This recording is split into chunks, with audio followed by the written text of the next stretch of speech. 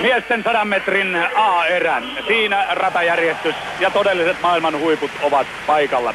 Jälleen tuttu kohtaaminen, jota on odotettu. Linford Christie, Carl Lewis, mutta mitä tekee Andre Kayson heidän välissään? Christie voitti Lewisin, kun miehet kohtasivat Gatesheadissä muutama päivä sitten. Linford Christie, hän on myös olympiavoittaja, on Euroopan mestari. Carl Lewis, maailmanennätysmies 9.86.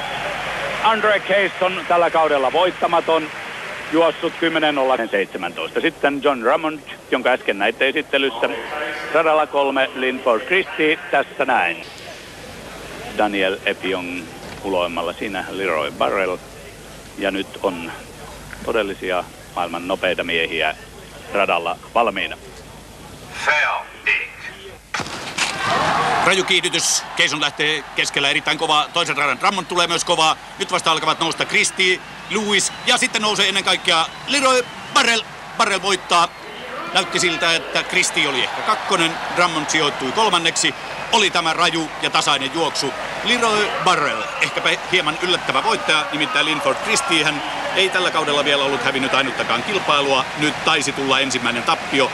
Tasaista, kovasti tasaista on. Ehkä on vaikea vielä tästä kuvastakaan sanoa, kuinka tässä oikein maaliviivalla käy, mutta näette sieltä toiselta radalta Drummondin erittäin voimakkaan tulon.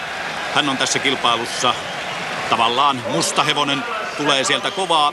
Christiellä selvästi vaikeuksia, Lewisilla kaikkein eniten, niin kuin hidastus kertoo. Ja kohta alkaa Burrellin mahtava loppuveto. Drummond vielä johdossa, sitten tulee Burrell. Tulee suurin piirtein lentäen. Näin Burrell, joka ei kuitenkaan juokse Stuttgartissa, hän jäi karsinnoissa 5. juoksee siellä vain 5.